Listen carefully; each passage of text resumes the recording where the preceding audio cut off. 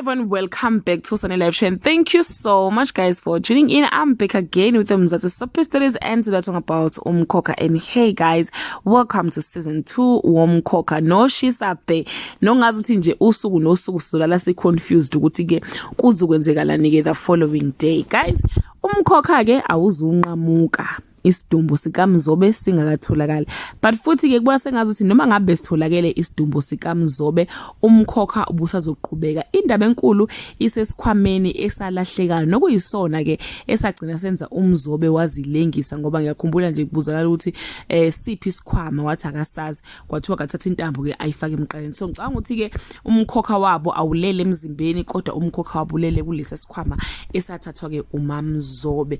Guys, kuba sengazuthi ke isikhwama sasiyifa likazodwa, uyena umuntu wakufanele aqhubeke ke nomsebenzi wakade wenziwa ubaba wakhe, but umona kaMamzobe wathatha isikhwama ke kwawuyena ke ogila imkhuba ngazo. So ke ubaba uMzobe uyasifuna isikhwama, angazi ukuthi uzosenza ngophela kasekho, kodwa uyasifuna isikhwama guys, which I think ke makhulu kakhulu amandla avayelwe kulesa sikhwama.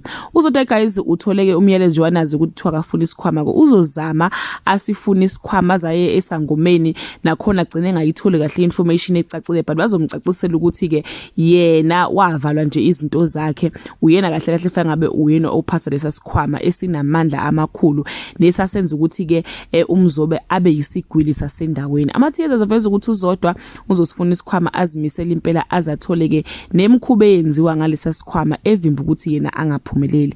But ke Umkhokha uzophinde ugadle futhi laphana ke kwaGumede, nengicabanga ukuthi ke uzothatha yena uqobo uzodwa, and uMamzobe yena guys kuzomela ukuthi ke ashaye ke isidumbu sikaZodwa.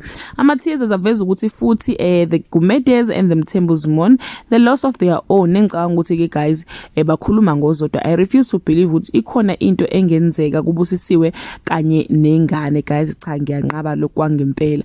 Isolezwe guys belibhalile ke laveza ukuthi ke uZodwa is living Umkhokha, nengicabanga ukuthi ke guys ukuthi ke ikho ke ezoshona lapha le process yakhe yokubheka isikhwama, uzoshona ngayo nalowo ndlela leyo, uzobulala ke nguMzobe.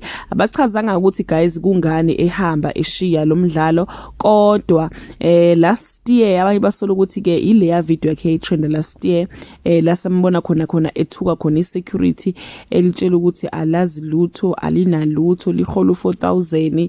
Yabona nje abantu abaningi yabacasula le ya video, and yenza ukuthi ke bangabe samthandisisa, angazi noma iyona noma mhlambe okunye, but ke guys uZodwa uzoshona uyahamba kuMkhokha. Last year guys kwakuvela indawo zokuthi uMamzobe uyahamba ku season 2, but simbona esekhona, and we believe ukuthi ke maybe ama differences she had with the production bawalungisile, yikho simbona ekhona, noma mhlambe usazohamba, but ke guys icanga ukuthi izinto zakhe noMkhokha production bazilungisile, yikho simbona ke eqhubeka ke eshutha.